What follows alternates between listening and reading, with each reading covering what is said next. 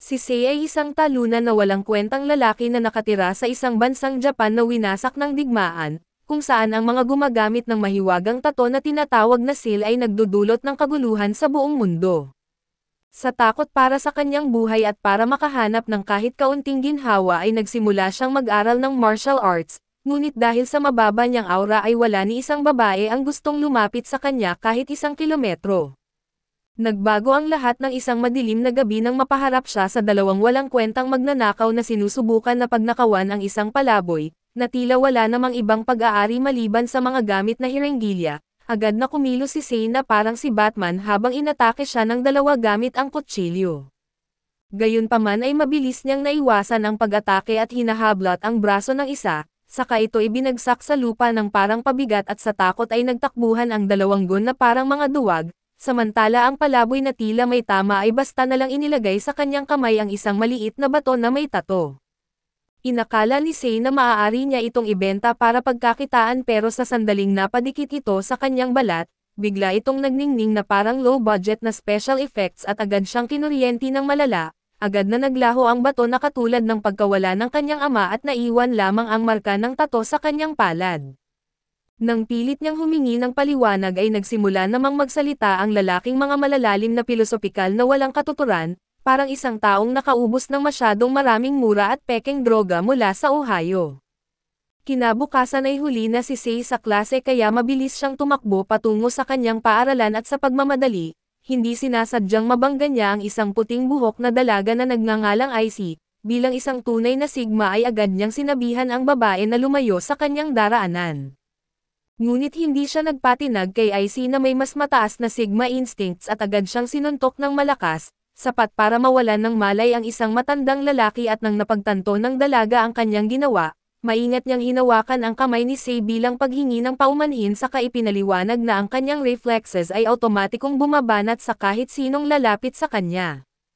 Sa sandaling nagdikit ang kanilang mga kamay ay pareho nilang naramdaman ang isang kakaibang kuryente. Agad na natigilan si Icy at binalaan siyang mag-ingat bago mabilis na umalis. Sa klase ay patuloy na kinakamot ni Sei ang kakaibang tato sa kanyang kamay na parang isang tanga, napansin ito ng kanyang mga kaibigan at tinanong kung ano ang nangyari, ikinwento niya ang tungkol sa palaboy at ang tato na naiwan sa kanya.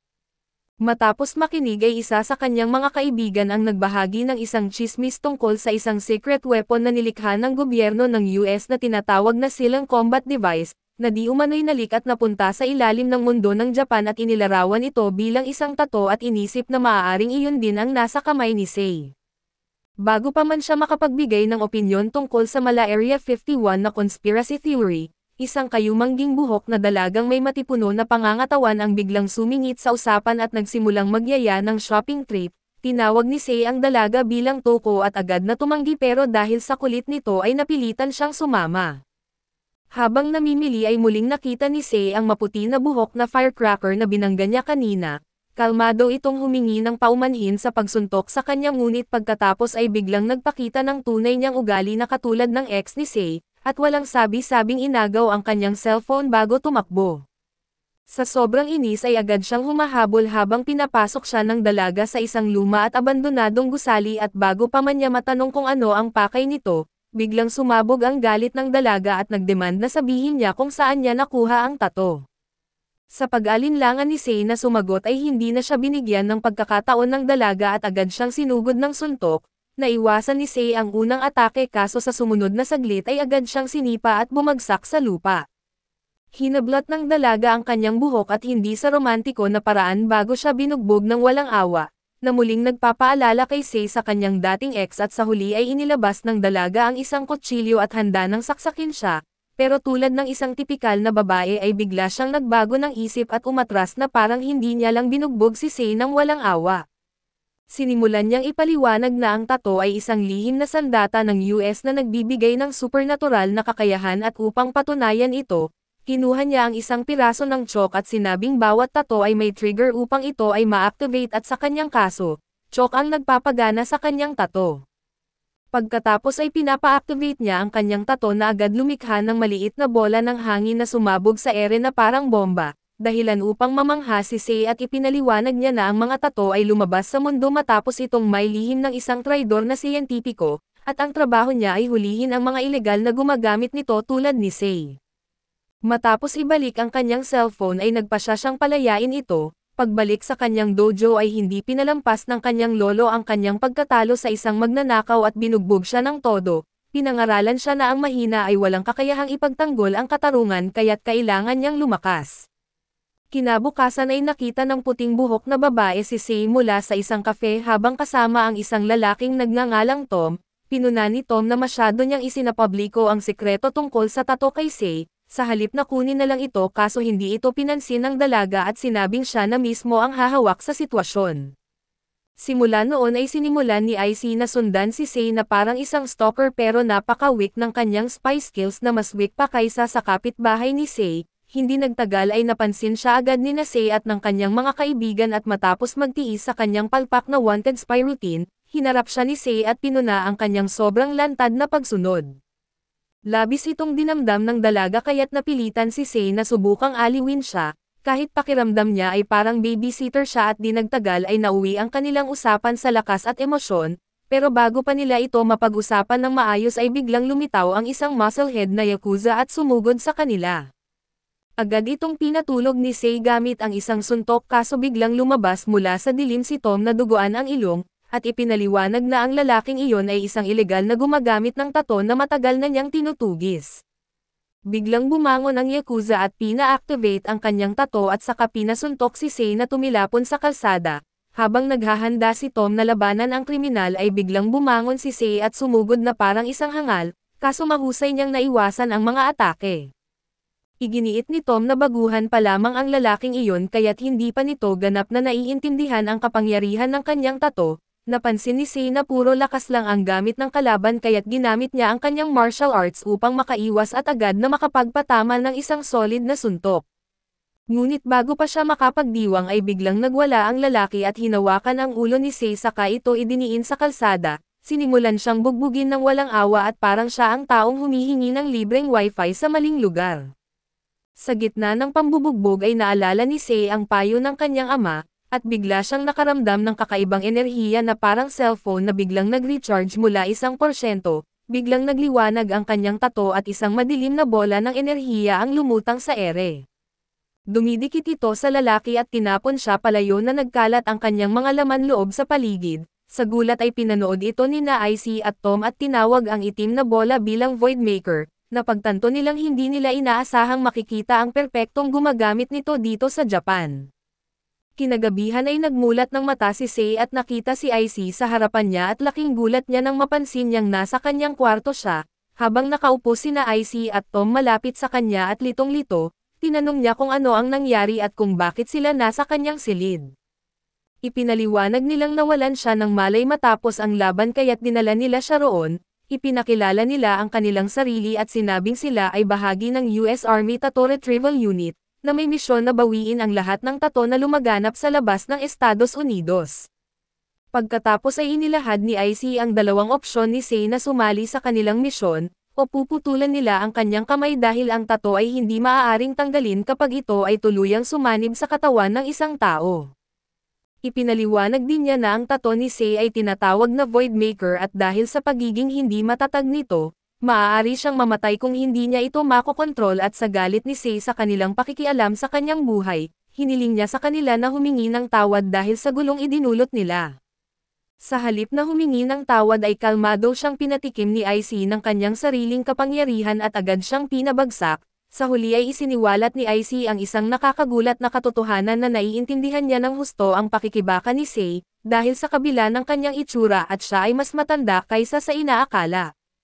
Gayunpaman siya ay natrap sa katawan ng isang bata habang buhay dahil sa side effect ng kanyang tato. Kinabukasan sa paaralan ay laking gulat ni Sei nang makita si IC na sumali sa kanilang klase at ipinakilala niya ang sarili bilang Blue Floy mula sa Los Angeles, at agad niyang nabihag ang lahat dahil sa kanyang kagandahan. Nakangiti siyang kumaway kay Sei na parang isang tuso na demonyo na dahilan upang tumingin ang buong klase kay Sei na parang isa siyang hookup artist. Pagkaalis ng guro ay agad siyang kinukuyog ng mga kaklase at tinanong tungkol sa kanyang relasyon kay IC. Pero sa halip na ipaliwanag ito ay mas pinili ni IC na paglaruan ang sitwasyon at sinabi niyang hindi lang basta normal ang relasyon nila at ito ay isang lihim, na agad nagpaulol sa buong klase at sa galit ay biglang sumugod si Tuka, na may dalang kanyang oversized curves at humingi ng paliwanag. Samantala ang mga naiinggit na lalaki ay basta nalang hinagis si Sei palabas ng bintana, diretso sa swimming pool at maya-maya sa terasa ng paaralan ay hinarap ni Sei si IC at tinanong kung bakit siya lumipat sa kanilang paaralan. Casual lang na ipinaliwanag ng dalaga na mas madali siyang mabantayan kung magkasama sila sa iisang lugar. Nang tanungin siya ni IC kung napagpasyahan na niyang sumali sa kanilang grupo, binaliktad ni Sei ang tanong at iginiit na ipaliwanag muna nila ang tunay na kalikasan ng kanilang misyon. Inamin ni IC na may mga pagkakataong hindi ganap na moral ang kanilang ginagawa pero iginiit niyang ito ay para sa kapayapaan. Ipinaliwanag niya na ang kanilang misyon ay pigilan ang isang digmaan sa pagitan ng Estados Unidos at ng Serenon Kingdom, isang bansa na may mas advanced na teknolohiyang nauugnay sa mga tato at may balak sakupin ang buong mundo. Matapos mag-isip ng mabuti ay pumayag si Sei na sumali sa kanilang ngunit may ilang kondisyon. Tinanggap ni IC ang kanyang mga kondisyon at opisyal na tinanggap siya sa kanilang grupo na tinatawag na Blue Moon. Binigyan siya ni IC ng isang address at sinabing pumunta roon para sa detalye ng kanilang susunod na misyon. Bago umalis ay isiniwalat ni IC na natuklasan na niya ang trigger ng tato ni Sei at ito ay dugo.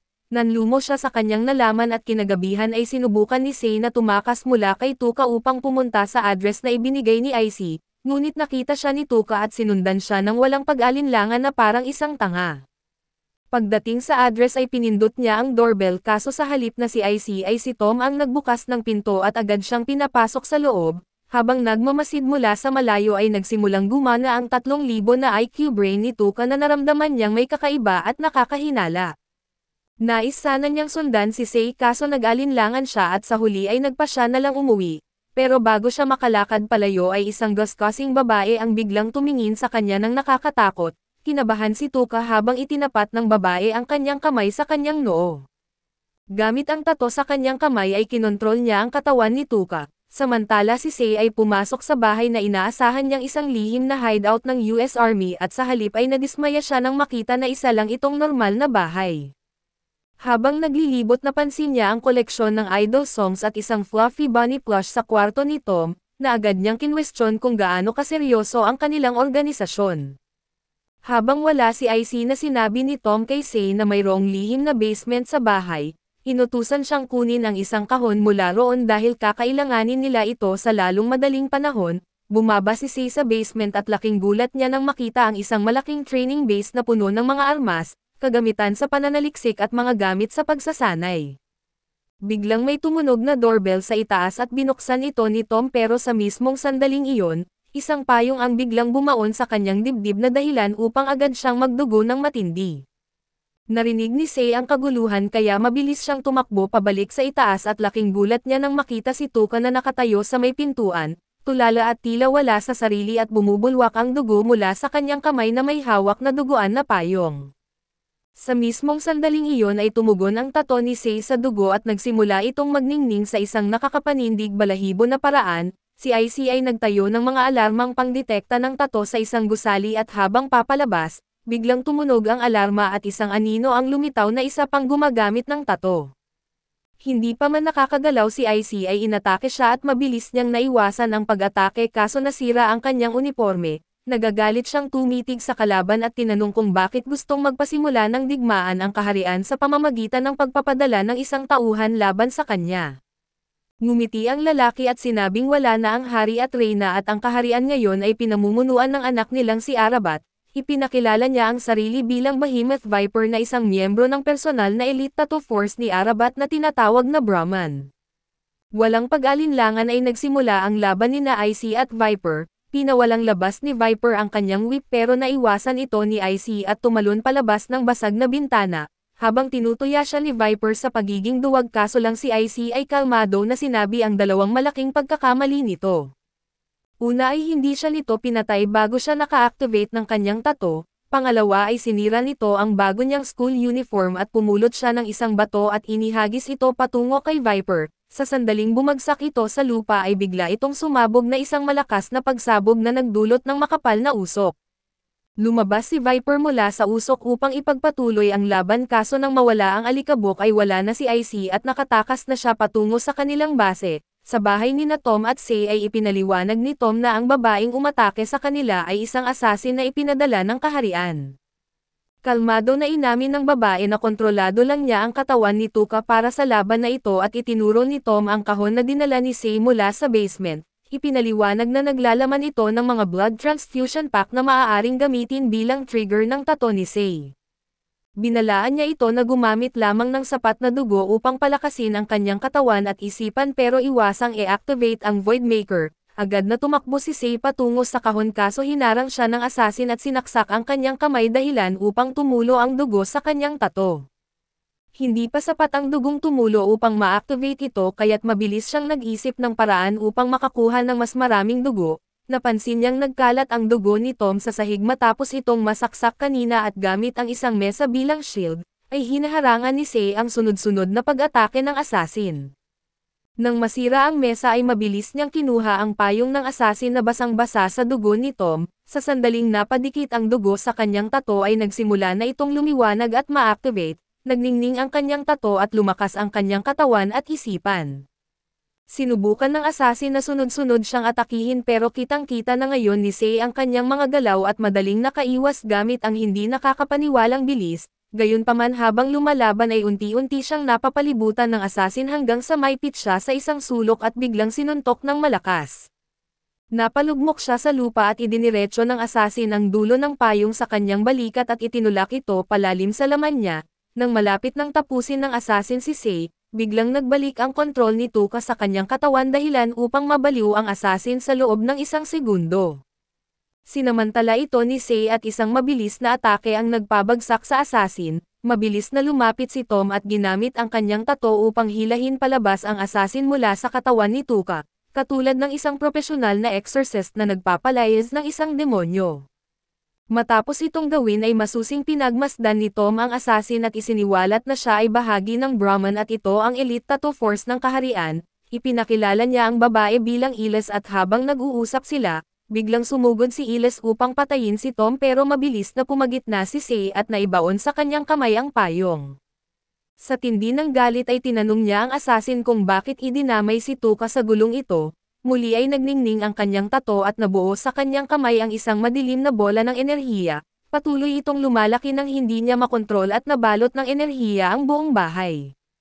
Muntik nang tamaan ng Voidmaker si Iles pero nakaligtas siya sa huling segundo at habang naghahanda siyang muling umatake, bigla siyang nakatanggap ng tawag at inutusan siyang umatras dahil papunta na si IC sa lugar at wala siyang laban dito. Makalipas ang ilang oras ay nakabalik si IC sa bahay kaso agad siyang napahinto sa paglalakad, litong-lito at sigurado siyang ito ang bahay niya dati at mula sa wasak na istruktura ay lumabas si Tom na halos wala ng laman ang katawan sa dami ng sugat at ipinaliwanag ang nangyari sa kanya.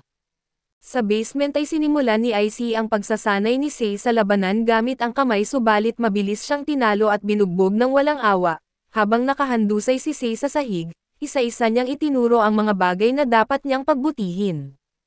Habang nagpapahinga ay inilagay ni Tom ang isang sticker sa tato ni Tuka upang itago ito, naging mausisa si Sei at nagtanong patungkol sa mga tato at ipinaliwanag ni Tom na ang kanyang tato ay isang removable tato na tinatawag na copy, hindi ito tulad ng permanenteng tato na tuluyang nag-uugat sa katawan kaya't hindi ito kasing lakas pero mas ligtas itong gamitin. Matapos ang kanilang usapan at ipinakita ni IC kay Sei ang isang larawan ng isang taong pinunit at wasak ang lahat ng lamang loob, ang taong ito ay minsang gumamit ng Voidmaker pero nawala sa kontrol at nang makita ito, napuno ng takot si Sei at binalaan siya ni IC. Kapag hindi niya nakontrol ang tato nito ay maaaring ito rin ang mangyari sa kanya at hindi niya ito gagamitin nang wala siyang pahintulot. Habang nagpapatuloy ang kanilang pagsasanay ay binigyan ni Tom sina Sei at Tuka ng isang aparato na idinisenyo upang matukoy ang malalapit na gumagamit ng tato. Ipinaliwanag niya na kapag may nag-activate ng kanilang tato ay tutunog ang alarma at makakatanggap siya at si IC ng abiso sa kanilang mga telepono upang agad silang makarespond. Matapos umalis si Sei na napagtanto ni na IC at Tom na maaaring natunton na siya ng kaharian mula sa huling laban niya laban sa Yakuza. Iminungkahi ni Tom na dalhin siya sa Amerika para sa kaligtasan kaso agad itong tinanggihan ni Sei, sinabing magiging test subject lamang siya roon at habang naglalakad sa lansangan, nakasalubong ni Sei at Tuka ang isang inang pusa na pilit pinoprotektahan ang kanyang may sakit na kuting. Wala silang ginawa at nagpatuloy lang sa paglalakad at hindi nila alam na pinagmamasdan sila mula sa dilim ni Nailes at Viper, dalawang asasin ng kaharian at pagkaalis nila ay dinala ng inang pusa ang kanyang koting sa mga asasin. Naalala ni Iles ang mahirap niyang kabataan sa slums kaya napagdesisyonan niyang kunin ang koting at dalhin ito sa kanilang base. Sa kanilang apartment ay nilinisan ni Iles ang koting at natuklasang ito ay lalaki pero habang tinutuyo ito, nakatakas ang koting mula sa banyo at sinimulan niyang habulin ito na parang isang payaso na walang damit, habang abala siya isang parsela ang dumating kay Viper. Tinawag niya si Iles at nang buksan niya ito ay bumungad sa kanya ang isang mahiwagang espada kasama ang kanilang bagong misyon na patayin si Lisa na isang kaibigan ni IC at miyembro ng US Army. Agad na nawala ang masayang ekspresyon ni Iles at mahigpit niyang hinawakan ang espada at handang gawin ang nakatakdang tungkulin. 2 linggo ang lumipas ay hinahabol ni Sei ang isang ilegal na gumagamit ng tato at madaling tinalo ito. Pinanood siya ni IC mula sa malayo habang ginagabayan siya kung paano mas epektibong gamitin ang kanyang tato. Matapos mahuli ang kriminal ay napansin ni IC na bumabagal ang kilos ni Sei at ipinaliwanag na ang limitasyon ng kanyang tato ay 10 minuto lamang. Pinayuhan niya itong maging maingat sa mga susunod na laban upang hindi siya mawalan ng lakas sa gitna ng isang labanan. Habang pinagmamasdan niya si Sei ay napagtanto niyang napakalaki ng kanyang pag-unlad sa loob lamang ng 2 linggo, naniniwala siyang perpektong kasangga si Sei ng Voidmaker at tila likas ang talento nito pagdating sa paggamit ng tato. Samantala sa isang apartment ay kasalukuyang nagdaraos ng isang party si Lisa at ang kanyang assistant nang biglang lumitaw ang isang tahimik na helikopter sa itaas ng gusali. Mula rito ay tumalon si Iles at ginamit ang kanyang kakayahan upang dumaan sa mga pader hanggang makarating siya mismo sa silid kung saan nagaganap ang kasiyahan. Sinubukan ng mga panauhin na ipagtanggol ang kanilang sarili kaso madali silang napabagsak ni Iles at pinaslang ng walang kahirap-hirap. Sa gitna ng kaguluhan ay isang panauhin ang nakapindot sa isang emergency button na agad nagpadala ng babalaki na IC at Tom, agad nilang tinungo ang gusali upang tumulong. Sa parehong sandali ay napansin din ni Sei na tumunog ang alarma ng kanyang aparato at indikasyon na na-activate ni IC ang kanyang tato. Nagtaka siya kung bakit ito tumatakbo kaya't sinundan niya ito at ramdam na isang bagay na seryoso ang nagaganap. Habang tumatakbo patungo sa gusali ni Lisa ay biglang nakaramdam si IC ng matinding bigat sa kanyang katawan at bumagsak siya sa lupa. Pilit niyang sinubukan na bumangon pero hindi niya magawa at litong-lito siya kung anong nangyayari. Mula sa likuran ay lumitaw si Viper at ipinaliwanag ng mahinahon na ito ay isang advanced na teknolohiya na idinisenyo upang pigilan ang sino mang may tato. Sinabi niyang hindi siya apektado nito dahil hindi pa niya ina-activate ang kanyang tato. Tinuwanan niya si IC sa pagiging walang laban at sinabihan itong manatili na lang sa lupa. Alam niyang hindi ito makakagalaw sa loob ng ilang minuto bago siya umalis. Maya-maya ay dumating si Sei at nakita si IC na nakahandusay sa lupa. Tinulungan niya itong tumayo at nagtanong kung ano ang nangyayari at mabilis na ipinaliwanag ni IC ang sitwasyon ni Lisa at laking gulat niya nang makitang hindi naaapektuhan si Sei ng teknolohiyang pumipigil sa mga tattoo user. Pinilit niyang isalba si Lisa at walang pag-alinlangan ay tumakbo si Sei patungo sa gusali upang tumulong. Samantala sa loob ng gusali ay naganap ang isang matinding labanan sa pagitan ni Nailes at Lisa. Ginamit ni Lisa ang kanyang kakayahan upang gawing sumasabog ang hangin sa paligid na nagdudulot ng mga pagsabog sa ere. Habang patuloy ang laban ay magaling na dinapensahan ni Iles ang mga pagsabog ni Lisa gamit ang kanyang espada at mabilis siyang nagkontra-atake. Habang tumatagal ay unti-unting nauubos ang lakas ni Lisa hanggang sa tuluyan siyang nadakip sa isang brutal na paraan. Dumating si Sei sa eksena at nadatnan ang gusali na puno ng bangkay at wasak na mga bahagi. Kitang-kita niya si Lisa na nakagapos at si Iles na nakatayo sa harap niya. Biglang sumiklab ang galit ni Sei at nang hindi nag-iisip ay agad siyang sumugod kay Iles. Gayunpaman ay madali lang siyang pinabagsak ng asasin at sa isang atake lang na napalipad siya palabas ng gusali. Habang mabilis siyang bumabagsak patungo sa lupa biglang lumitaw si Tom mula sa kung saan at dinala siya palayo upang iligtas. Nang bumalik na siya sa matibay na lupa ay agad niyang pinilit bumalik upang harapin muli si Iles kaso mabilis siyang pinigilan ni Tom, binalaan siya nito na napakalakas ni Iles at tiyak na papatayin siya nito ng walang kahirap-hirap. Bago pa sila makagalaw ay isang helikopter ang biglang bumaba sa ibabaw ng gusali at agad nitong sinundo sina Iles, Viper at ang bihag na si Lisa na walang nagawa si Tom kundi itago ang kanilang presensya habang walang magawang pinanood ni Sei ang paglipad ng helikopter palayo. Pagkalipas ng ilang oras ay dumating sina IC at Tom sa lugar upang magsagawa ng investigasyon, habang nag-iikot ay natagpuan nila ang cellphone ni Lisa na may natitirang recording, pinatugtog ito ni IC at laking gulat niya sa kanyang nakita at agad niyang inihagis ang telepono kay Tom upang ipakita rin ito sa kanya. Kaso sa halip na pagtuunan ng pansin ang video ay walang pakundangang sinimulan ni Tom ang pag-browse sa gallery ni Lisa at nadiskubre ang ilang nakakahiya at nakakatawang litrato ni IC. Sa matinding inis ay agad siyang sinampal ni IC at itinuro ang aktwal na recording na dapat niyang panoorin. Sa video ay narinig nilang tinatalakay ng mga asasin ang kanilang plano na dalhin si Lisa sa kanilang bansa upang isailalim sa eksperimento. Napagtanto ni na IC at Tom ang bigat ng sitwasyon at naging seryoso sila sa kanilang misyon. Agad na inutusan ni IC si Tom na makipag-ugnayan sa Zamos headquarters upang humingi ng reinforcements at determinadong iligtas si Lisa. Kinagabihan ay tinawag ni Tom si Sei patungo sa kanilang lihim na hideout at dumating siya kasama si Tuka. Pagpasok nila ay sinalubong sila ni IC na may labis na tamis sa kanyang boses na dahilan upang maging nakakahinala ito para kay Sei. Nang tanungin niya ito tungkol sa kanyang kakaibang kilos ay bigla siyang sinuntok ni IC na dahilan upang mawalan siya ng malay, pagmulat ng kanyang mata at napansin niyang may pulsas na sa kanyang mga kamay.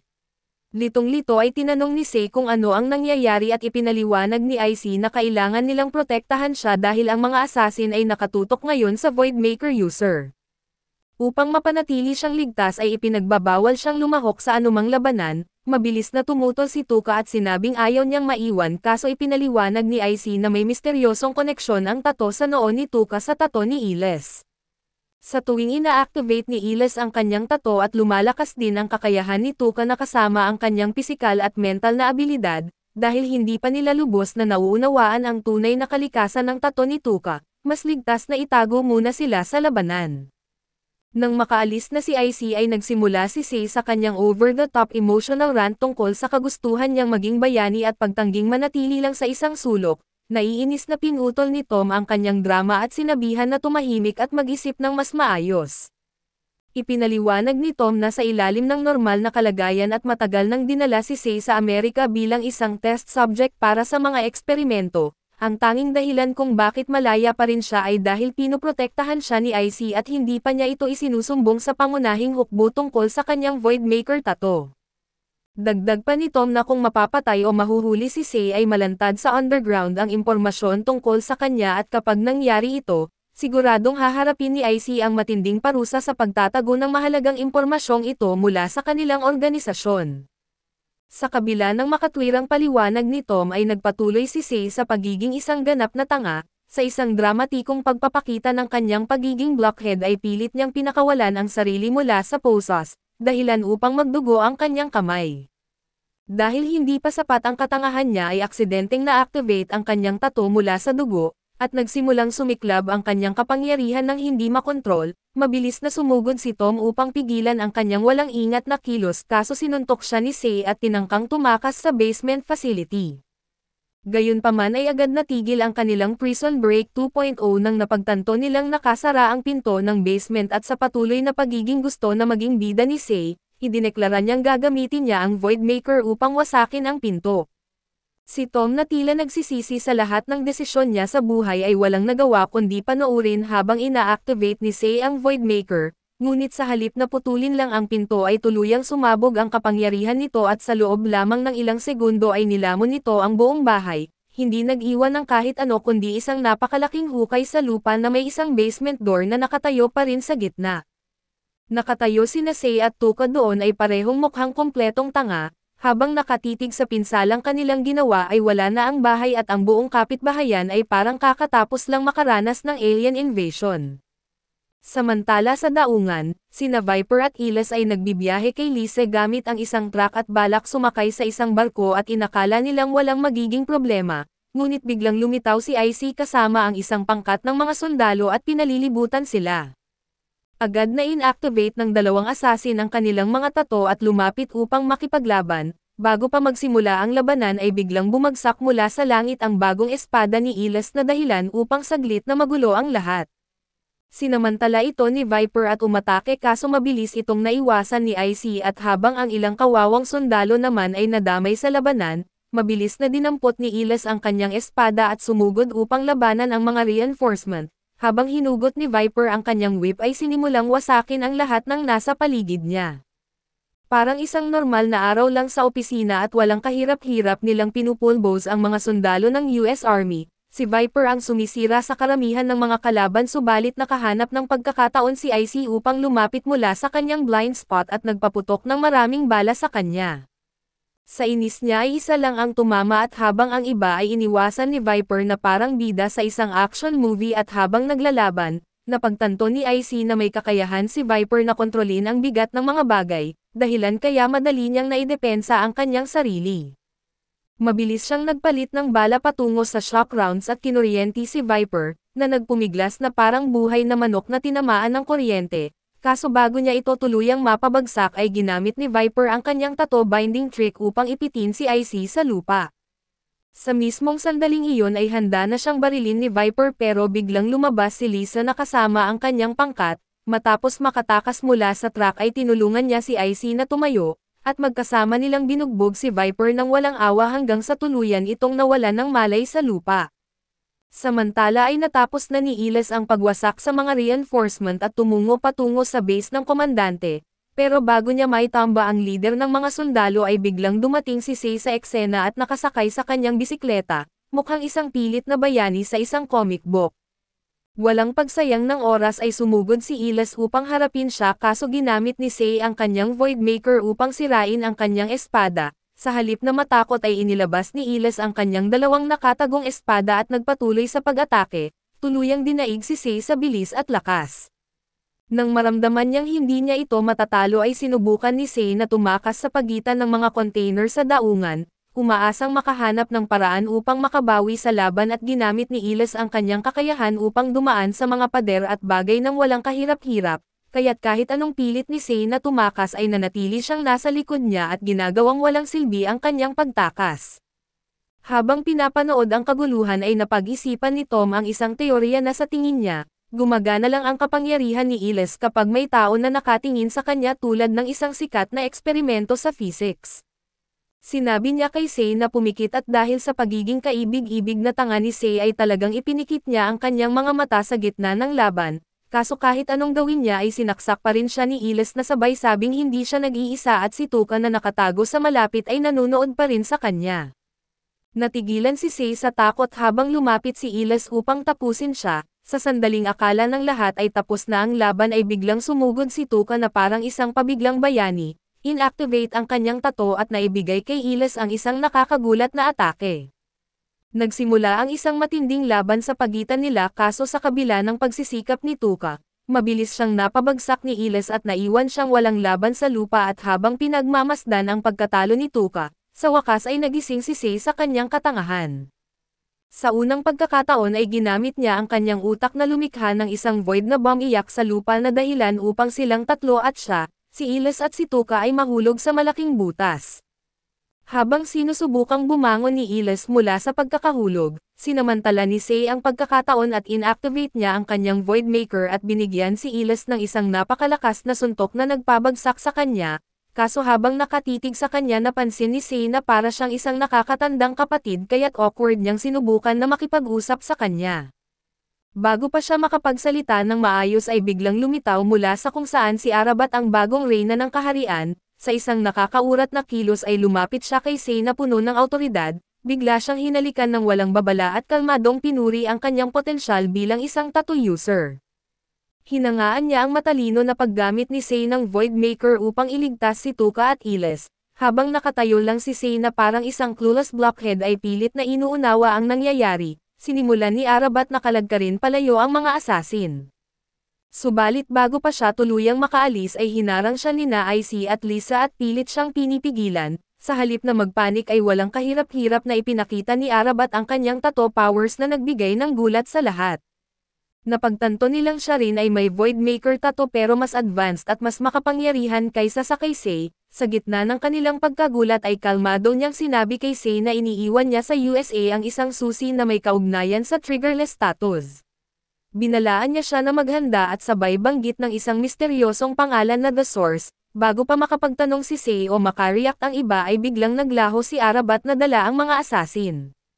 Nanatiling nakatayo si Sei at tulala na sinusubukan na intindihin ang lahat ng nangyari, habang tila handa nang mag-shutdown ang kanyang utak sa sobrang dami ng impormasyon at makalipas ang ilang oras habang naglalakad sa lungsod ay nadaanan ni Sei ang mission area ng kaharian. Agad siyang kinabahan at iniisip na nandyan sila upang lumaban ngunit laking gulat niya nang makita niyang normal lang silang nag-uusap. Nagtagal siya sa pakikinig at sa huli ay tinanong siya ni Arabat kung sino ang kanyang ipinaglalaban, sinagot siya ni Sei nang walang pag-alinlangan at lumalaban siya upang pigilan ang digmaang naisimulan ng kaharian. Sa halip na magalit ay tumawa lang si Arabat at binanggit na anuman ang gustong gawin ni Sei ay gagana ito. Dagdag rin niya na kung magiging matagumpay ang planong pinagtatrabahuhan niya ay mararating ang kapayapaan ng hindi na kailangang lumaban. Sa sandaling iyon ay natanggap ni Sei ang isang tawag mula kay IC subalit nang sagutin niya ito, isang hindi pamilyar na boses ang narinig niya at ang pangalan ng sumagot sa tawag ay si Blackstone. Nang marinig ito ni IC ay agad siyang natigilan at tinawag niya ang lalaki bilang BB at nagulat nang matuklasan na naroon siya sa Japan. Sa telepono ay sinabi ni BB kay IC na isasama niya si Sei at ibabalik kinabukasan.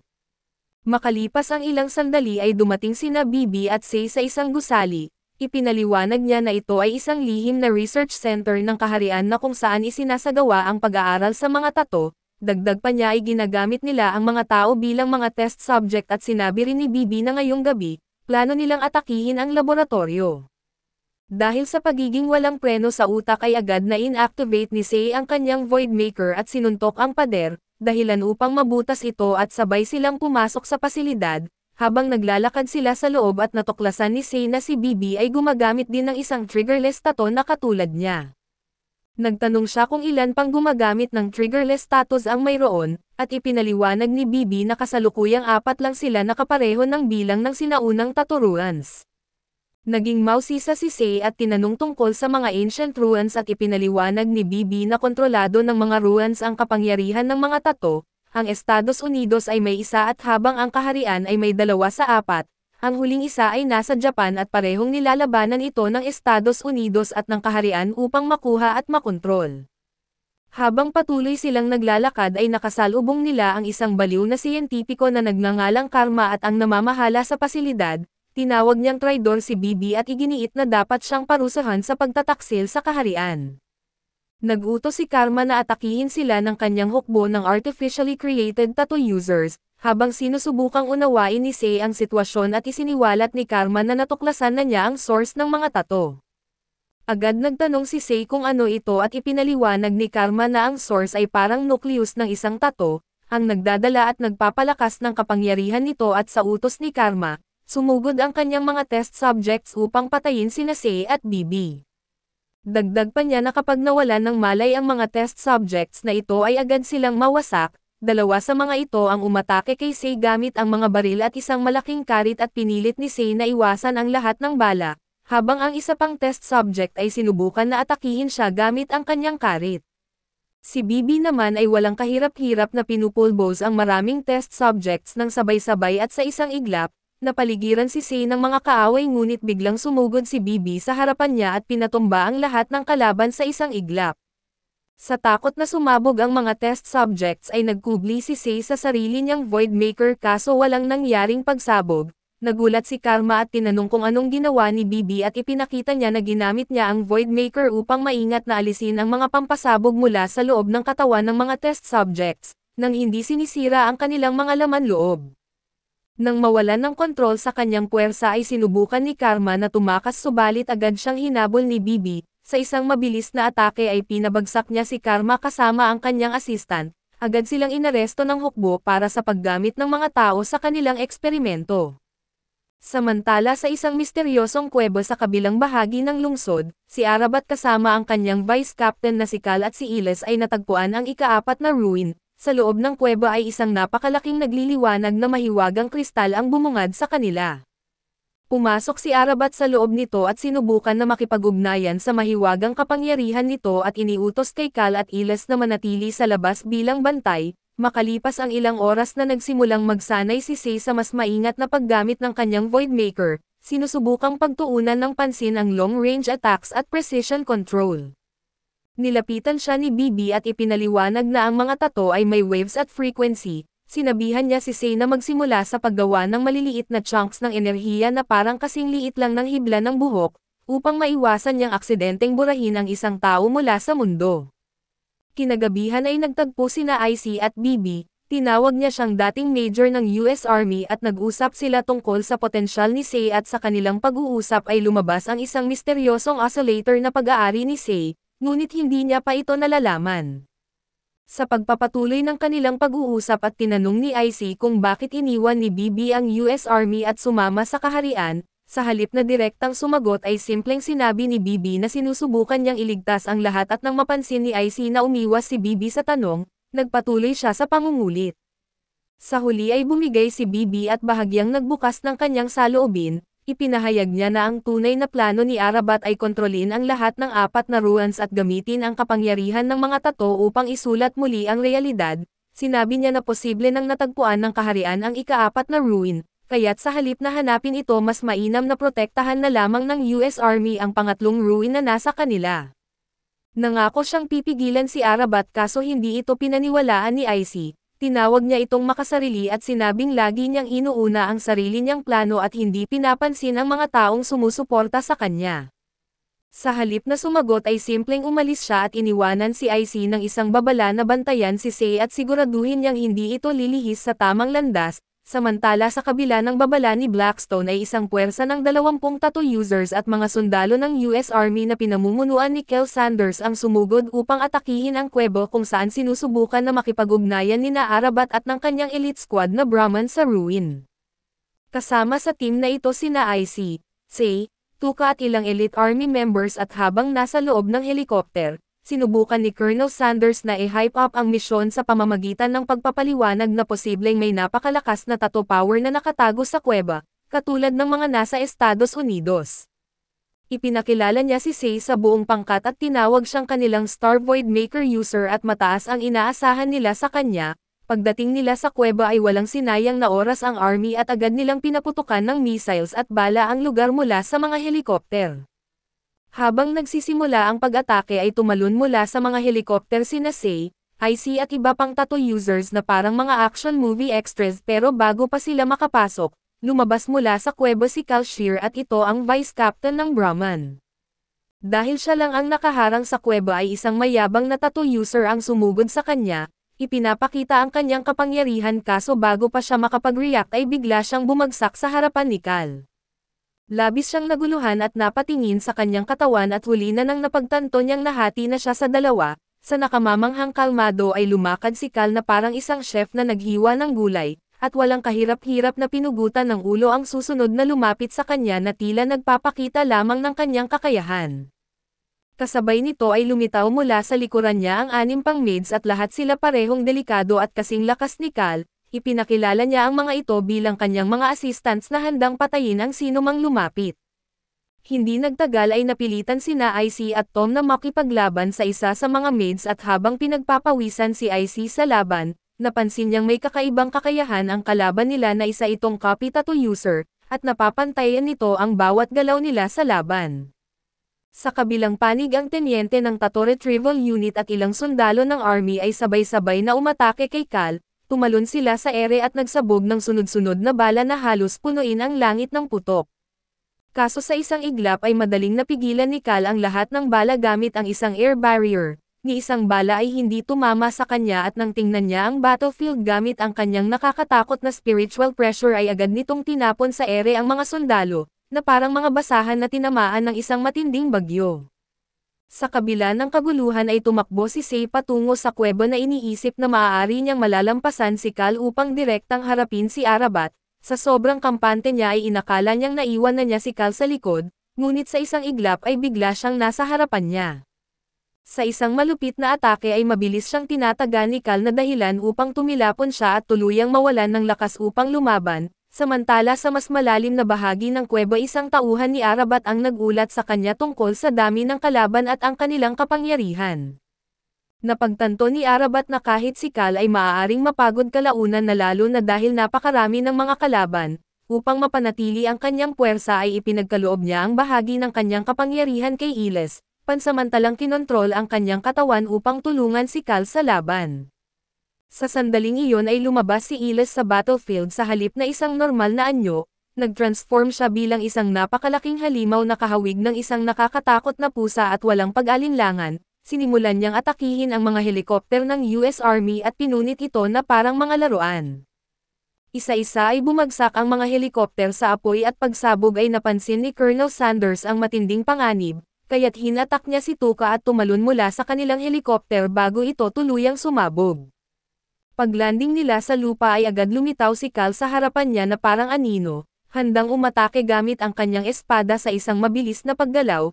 Humataw siya ng malakas at ang puwersa ng kanyang swing ay nagpadala ng shockwaves na hiniwa nito ang lahat ng nasa harapan niya. Muntik nang tamaan si Sanders ngunit sa huling segundo, naitaboy niya ang kanyang sarili palayo at bahagyang nakatakas sa tiyak na kamatayan at bilang bawi ay gumamit siya ng isang suntok na may kasamang matinding shockwave, dahilan upang mabasag ang isang malaking puno sa likuran ni Cal. Maya-maya ay dumating si IC upang suportahan ang Colonel at pinaputukan niya si Cal ng sunod-sunod na bala, pero naiwasan ito lahat ni Cal na parang sumasayaw lamang sa ere at napagtanto ni IC na hindi gagana ang karaniwang tactics niya laban kay Cal, kaya pinalitan niya ang kanyang estratehiya.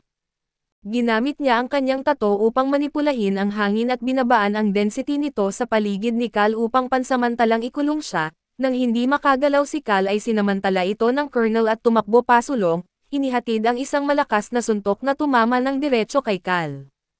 Sa unang pagkakataon ay napaatras si Cal at dumadaloy ang dugo mula sa kanyang bibig, bago pa man nila mapalawak ang kanilang kalamangan ay muling nabawi ni Cal ang kanyang composure at pinag-ipon niya ang hangin sa isang siksik na bola at sa sumunod na segundo, pinakawalan ito sa isang napakalakas na pagsabog. Agad nakaiwas si Colonel Sanders kaso hindi na nakaligtas si IC na natamaan siya ng blast at malubhang nasugatan ang kanyang braso. Sinubukan ng Colonel na samantalahin ang pagkakataon upang muling umatake pero mas mabilis si Cal. Sa isang mabilis na paggalaw ay pinalakas niya ang kanyang espada at tinataga ang Colonel dahilan upang bumagsak ito sa lupa at kahit sa matinding sakit, malakas niyang ipinahayag na hinding-hindi babagsak ang Estados Unidos sa isang tulad niya. Sa kalmado na kilos ay lumapit si Cal at marahang hiniwa ang kanyang mga mata at tuluyan na binulag siya. Matapos nito ay hinarap niya si IC at handang tapusin siya at habang pabagsak na ang espada ni Cal, biglang lumitaw si BB mula sa kawalan at nasalbo si IC at sinalo ang atake sa gitna ng ere. Habang nag-aalab ang tensyon malamig na sinabi ni BB na kahit iniwan na niya ang US Army na sina Johnson Wang at Sanders ay mananatili pa rin niyang mga kasama sa digmaan, sa kabila ng matinding sugat at nanghihina ay matatag na sumagot si Sanders mula sa lupa na hindi pa siya patay. Samantala sa gitna ng kaguluhan ay lumitaw si Princess Arabat sa harapan ni Sei at tinawag niyang hangal si BB sa kanyang pagkakadala sa bitag na kanyang inihanda. Sinabi niya na ang no-kill policy ni BB ay isang hadlang lamang kaya't wala siyang tsansang manalo sa laban na ito. Nagsimulang sumiklab ang galit ni Sei kaso bago pa siya makapagsalita, biglang hinawakan siya ni Arabat sa leeg at ipinapako sa pader na nilikha niya gamit ang kanyang kapangyarihan. Sa sumunod na segundo ay pinatawag ni Arabat mula sa lupa ang isang sibat na gawa sa mga ugat at itinuhog ito sa katawan ni Sei, pinapako siya sa pader na parang isang baluktot na obra maestra. Sa kabila ng matinding sakit ay hindi na nahimik si Sei at matapang niyang ipinahayag na ang paraan ni Arabat ay hindi kailanman makakapagpabuti sa mundo, ngunit ngumiti lamang si Arabat at tila hindi man lang nabahala sa kanyang sinabi at tinanong kung ano nga ba ang plano niyang gawin upang baguhin ang mundo. Sa isang nakakagulat na revelasyon ay inihayag ni Arabat na hindi siya interesado kay Sei o sa kanyang mga plano. Ang talagang hinahabol niya ay ang susi sa tato na nasa kanya at sinabi niya na ngayong araw, mamamatay si BB at sasaluhin niya ang kapangyarihan ng triggerless tato na nasa kanya. Dito ay ibinunyag ni Arabat ang kanyang tunay na plano na siya mismo ang nag-leak ng impormasyon sa US Army at sinadyang akitin sila sa lugar na ito.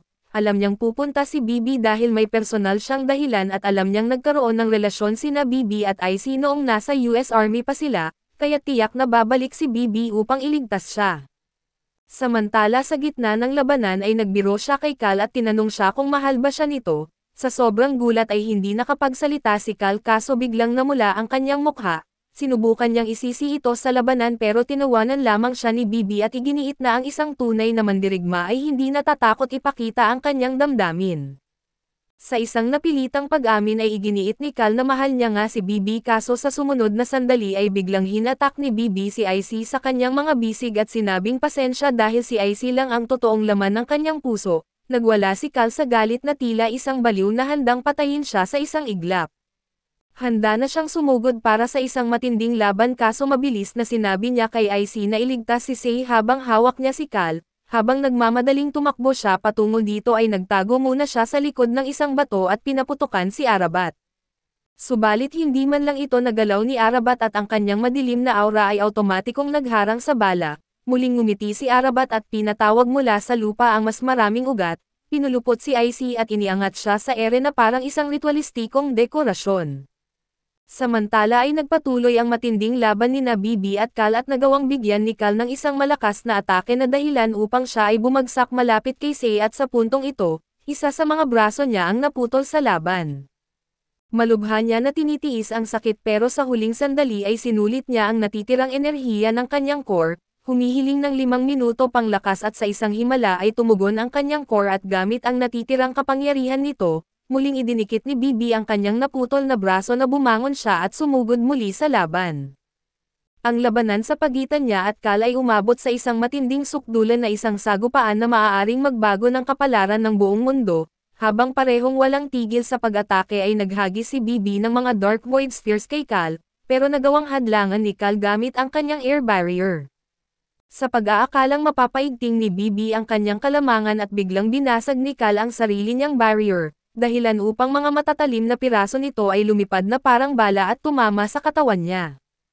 Habang pinapanood ni Sei ang kanyang mentor na nahihirapan at nararamdaman niya ang matinding galit at pagkadismaya sa kanyang kawalan ng kakayahang tumulong, sa rurok ng kanyang emosyon ay tumawag siya sa kanyang core, nagmamakaawang bigyan siya ng lakas upang matalo kahit si Arabat alang-alang sa hustisya.